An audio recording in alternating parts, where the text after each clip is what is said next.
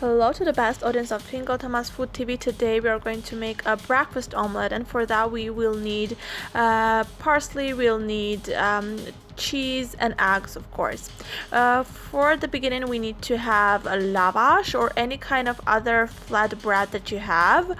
Let's put into the pan and break the eggs onto the top of that. This is an alternative recipe of the other omelets that you'll have ever in your life, and it's an interesting one. Let's make some salt onto the top of that, black pepper, and the parsley that we have just cut it down, and of course some cheese as well. Meanwhile, it is going to be it is being cooked, and whenever you add the cheese as well, cover it up with the other part of the lavash or the bread that you have chosen.